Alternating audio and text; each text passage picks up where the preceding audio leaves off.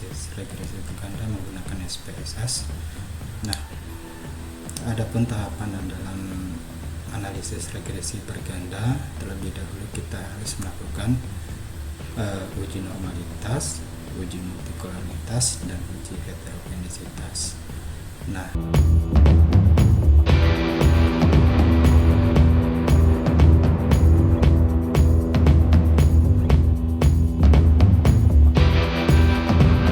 punya studi kasus, misalkan kita pengen menganalisa pengaruh antara tuntunan tugas dan tuntunan peran terhadap stres kerja karyawan di suatu perusahaan.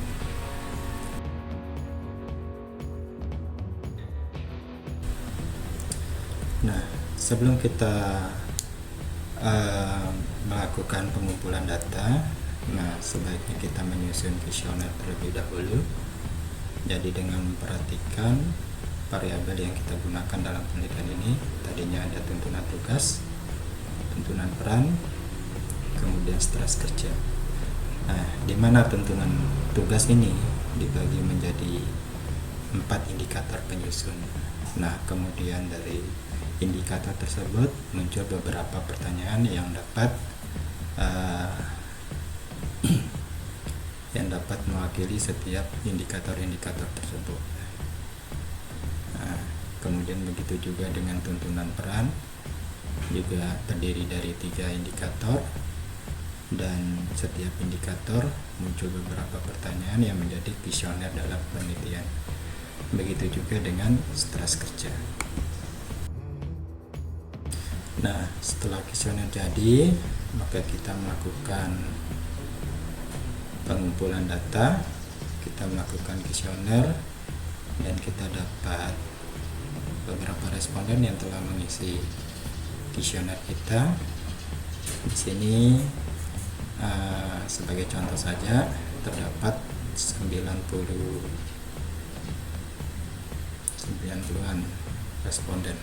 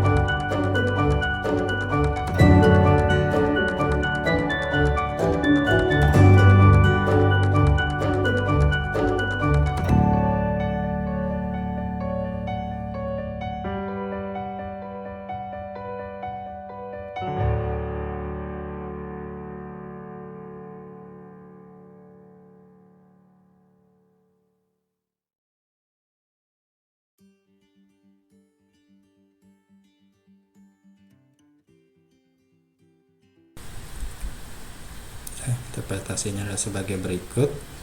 Nah, jadi perhatikan beta. Nah, B ini adalah yang menjadi model dari persamaan regresi kita ya.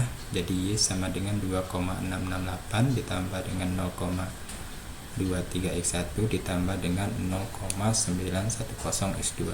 Nah, apa arti dari persamaan tersebut? 0,26 ini adalah angka yang menunjukkan bahwa jika semua variabel dependen yang meliputi hubungan tuntunan tugas, tuntunan peran bernilai 0% atau tidak mengalami perubahan, maka nilai stres kerja adalah 2,668. Nah, sedangkan nilai dengan 0,243 untuk X1 nya itu X1 nya tadi adalah tuntunan tugas. Ini bermakna bahwa 0,243 adalah nilai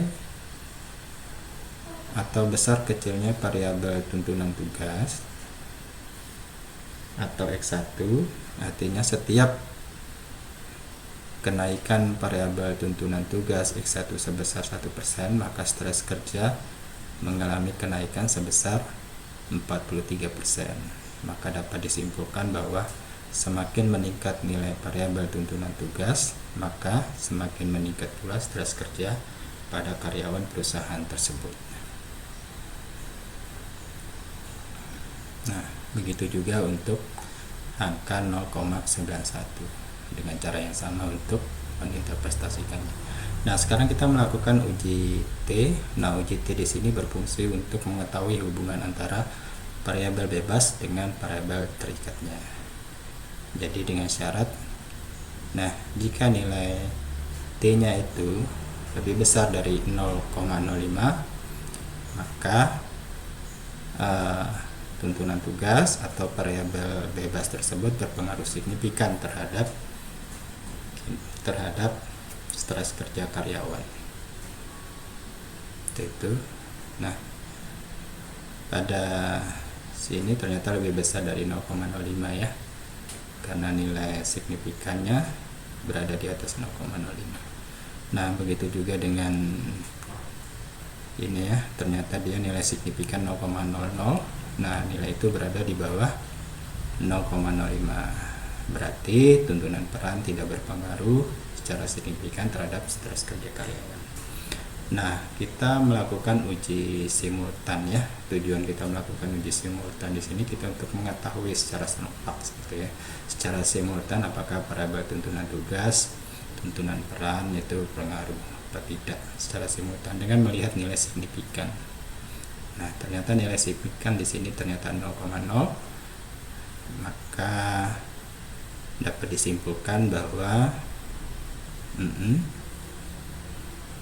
tidak berpengaruh secara signifikan ya, tidak berpengaruh secara simultan. Berarti dua variabel itu tadi, tuntunan tugas dan tuntunan peran, tidak berpengaruh secara signifikan terhadap stres kerja. Jadi uji determinasi dengan melihat nilai R² ya. Dengan melihat nilai R², ternyata R² di sini nilainya 0,451. Nah, ini berarti bahwa tingkat kepercayaan menunjukkan bahwa sebesar 45,1% bahwa stres kerja itu dipengaruhi oleh tuntunan tugas, tuntunan peran gitu ya, dan sisanya dipengaruhi oleh variabel lain yang tidak diteliti gitu. Oke, jadi itu saja yang bisa saya sampaikan. Terima kasih. Assalamualaikum warahmatullahi wabarakatuh.